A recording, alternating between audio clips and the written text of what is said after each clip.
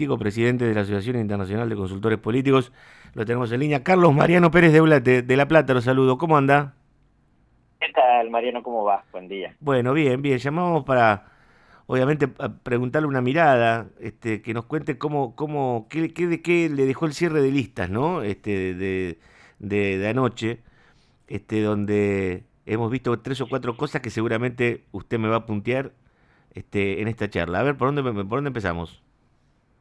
A ver, primero creo la gran conclusión que uno puede sacar, digamos, es lo roto que está la política argentina con un montón de pedazos que se unen de una manera en un distrito, de otra manera en otro, ¿no? Digamos, Claro. con mucha dificultad de conducción nacional, por lo menos en los dos principales polos, ni hablar del resto, que obviamente, digamos, está buscando su propia articulación. Con digamos, con una Libertad Avanza que tenía muy en firme su intención de relegar al PRO todo lo que pudiese y encabezar listas, digamos, en los lugares en donde hubo acuerdo con gobernadores, como el caso de Entre Ríos, muy claramente se lleva a los dos senadores y la cabeza de diputados nacionales. Y eso, digamos, que era una buena relación previa, ¿no? No era una relación conflictiva. Eso da una muestra, digamos, de qué es lo que el gobierno finalmente quería buscar desde el punto de vista de la identidad política y del disciplinamiento. Y después un peronismo que terminó, en teoría, presentando listas unidas en 17 distritos, pero bueno, hay que terminar de ver qué pasa en cada lugar, porque lo que en algunos lugares era unidad, eso queda un poco más roto, y una preeminencia de Cristina, digamos, indiscutible, por lo menos para definir la situación en provincia, Buenos Aires Bien, y en Cava. Capital Federal, Mm. lo cual muestra, digamos, también la debilidad de las alternativas, ¿no? Sí, dentro de lo que es, me parece esa estrategia que se trazó la Libertad Avanza, me parece que Karina Milei sale bastante fortalecida, ¿no? Porque fue la que con los Menem manejó todo lo territorial, ¿no? Totalmente, 100%, digamos, los digitales no tuvieron, digamos, ninguna alternativa.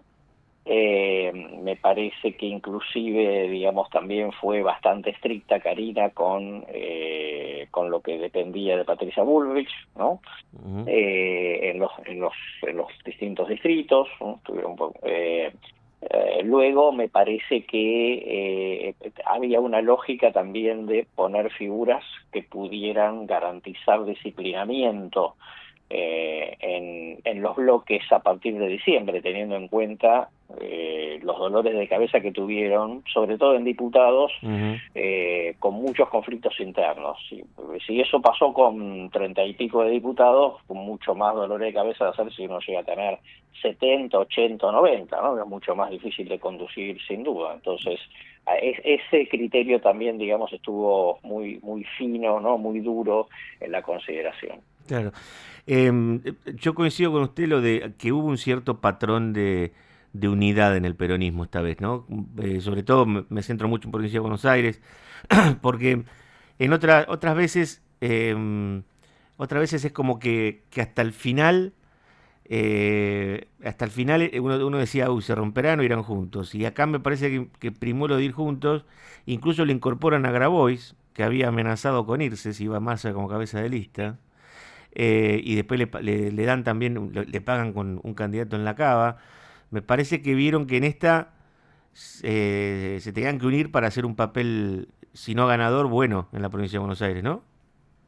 Sí, totalmente. Yo diría que no, primero no tenían alternativa, digo, porque la verdad es que cualquier ruptura implicaba garantizar de entrada la derrota, digamos. Está claro que juegan con viento en contra, pero de todas maneras uno, digamos, una cosa es perder por un punto o dos, otra cosa es perder por 7, 8 Claro, o 10, ¿no? claro. Teniendo en cuenta que Grabois ya fue probado en pista la primaria de 2023 y en provincia de Buenos Aires había sacado nada menos que el 9%, lo cual, digamos, si uno se imagina que hoy el peronismo anda en algo como los 30 y pico, se puede imaginar que lo que se había llevado Grabois estaba entre un tercio o una cuarta parte de lo que eventualmente pueda sacar Fuerza Patria. Entonces era imprescindible tener que sumarlo, y eso también digo, tiene un gusto complicado porque Kicillof ya es una disidencia, Grabois presiona y logra, digamos,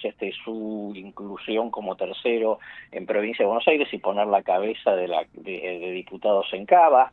Digo, es un damero que se está volviendo muy, muy complicado de administrar, sobre todo fuera del poder, ¿no? Claro.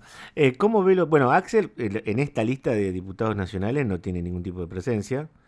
Eh, Ujú. ¿Cómo ve lo de Tayana como cabeza de lista frente a un expert, por ejemplo, ¿no? Que va a estar del otro lado? ¿O A será ver, Grabois el que primero, le va o será sí. Grabois el que está destinado a confrontar con expert? Bueno, a ver, primero, yo creo que Tayana cumple dos requisitos, ¿no? El primero, que es una figura potable, moderada, digamos, no, más allá de su identidad política, intachable. ¿M? Pero obviamente, digamos, es la proa, ¿no? De un barco que sabemos que conduce Cristina, lo cual Ujú. eso por muy buena onda o por mucha moderación que él pueda tener, digo, tampoco cambia la historia, por un lado, y era un poco esas figuras potables que garantizan la paz entre las tribus, ¿no? Claro. Porque, digamos, en ese punto, internamente, Tayana es un poco un indiscutible, ¿no? Pero efectivamente, digamos, eso en términos de campaña, digamos, no va a influir mucho porque, bueno, estando Grabois ahí, por un lado, y además, digamos, los voceros naturales de Cristina, digo, Mayra Mendoza, el propio Máximo, todos ellos van a copar más la campaña que la figura moderada de el propio Tayana, con lo cual me parece, digamos, desde ese punto de vista no creo que tenga como mucha incidencia competitiva. Claro. Que a mí me pareció muy raro lo de Manes, que en vez de optar por ir a renovar su banca en provincia, va de candidato a senador en Cava y no pareciera que tenga chance. No lo quiero desmerecer, pobre Manes, pero parecería que como van a entrar, son tres nada más, parecería que se va a polarizar también entre la Libertad Avanza y Fuerza Patria en Cava. Sí, a ver, primero, digamos, una conducta política, vamos a decir, como muy oscilante, ¿no? Digo, porque después de la experiencia, de más allá de que él fue una primaria contra Santilli en el 21, perdió, pero digamos, se quedó instalado. Después en el propio bloque de diputados radicales, digamos, no concitó mucho cariño, mucho afecto, ¿no? No, Y es muy difícil plantearse que cómo hacer política con alguien que dice, oye, voy a hacer provincia, provincia, provincia, ah, no, pero ahora me voy a capital, y después terminó todo en un engorro en capital que es todavía difícil de comprender respecto de quién quedó con él, quién no quedó con él, porque hubo socios que se fueron a otra opción. ujú. Me parece que desgastó eh, muy rápidamente el capital de prestigio no político que tenía, y me parece que es una figura ya con mucha dificultad, digamos, como para ser competitivo. Claro, claro. Em, por primera vez en 42 años, el radicalismo de la provincia de Buenos Aires no presentó candidatos en ninguna lista. Porque hay una chica que es Dania Tabela, que es de Martín Lustó, pero que no está a modo de acuerdo con el radicalismo, está a modo de acuerdo de Lustó, nada más. Claro. Eh, qué dato raro, lo que habla de cómo está el radicalismo, ¿no? En qué punto Sí, prácticamente subterráneo. En la provincia de Buenos Aires hablo, ¿eh? En otra provincia no, porque en sí, otra sí, provincia sí, sí. gobierna, ¿no? ¿Cómo lo ve? A ver, primero yo creo que el radicalismo, como digamos, en menor medida que el PRO, pero digamos su electorado está tironeado, ¿no? Entre los que dicen, bueno, hay que votar a Milei, guste o no guste, porque no queda otra para evitar el kirchnerismo, y los que dicen, no, Milei es invotable, ¿no? Y Ujú. preferiría una tercera vía. Me parece que cuando uno tiene el electorado tan tironeado y es muy difícil tener alguna referencia política que represente y alguna conducción política que sepa contener esa diversidad, han optado por lo más lógico, que es dar libertad de acción, ¿no? Cada distrito en el país buscó su Claro. propia alianza, ¿no? Su propio esquema político de resguardo, y ¿para qué jugar, digamos, en la nacional si en definitiva el poder es territorial, ¿no? Con Ujú. los intendentes. Entonces me parece que dejaron libertad de acción para que cada intendente pudiera armar en general su esquema, ¿no? En su distrito, para que salve la ropa, y en el 27 hablamos de vuelta. Claro. A Sí, mí me parece que obviamente es una debilidad estructural, sin lugar a dudas. También es cierto que su flexibilidad lo hace sobrevivir en el tiempo como un actor desarticulado, sin duda, pero bueno, digamos, ahí está. Es su modo de sobrevivencia en esta política líquida, ¿no? claro. ¿Y cómo ve el experimento de estos 5 gobernadores que han armado este espacio, que en algunas provincias están representados? Por ejemplo, Provincias Unidas está en Buenos Aires con Randazzo, está en Córdoba con Juan Schiaretti. Eh, ¿Lo ve con futuro? ¿Lo ve? Me estoy refiriendo sobre todo al 27, ¿no? No si van a ganar o no en esta Sí, elección. ¿Lo ve como algo que claro. puede perdurar en el tiempo? Bueno, puede perdurar. Primero, digamos, que como liga alternativa a dos polos. Me parece que hace rato que no veíamos algo, digamos, que tuviera suficiente potencia política, territorialidad y capacidad de fuego, ¿no? Porque, Ujú. digamos, junten lo que junten, van a hacer ruido en los bloques, en las dos cámaras, la segunda mitad del mandato de Milei, porque se van a convertir en minorías estratégicas, ¿no? Claro, El claro. gobierno, por muy bien que le vaya, va a quedar de todas maneras lejos de tener Ujú. quórum propio. Entonces, desde ese punto de vista, se van a convertir en un negociador, un partícipe necesario de muchas negociaciones, para Claro. un peronismo que quizá, digamos, esté debilitado. Entonces, digo, me parece que es una plataforma, vamos a ver. Están los dos distritos más grandes de la Argentina.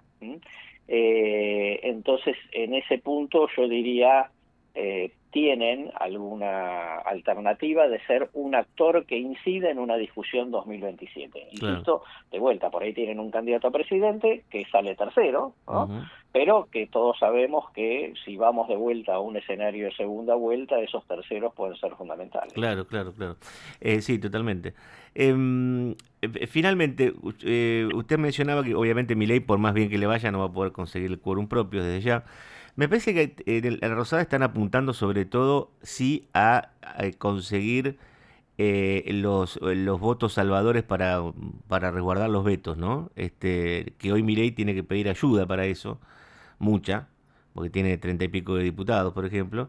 Me parece que ellos están apuntando a por lo menos tener ese, o sea, aproximarse lo más que se pueda a ese número. ¿Se acuerda que eran 87, 88 Sí. diputados? Ujú. ¿Usted lo ve parecido?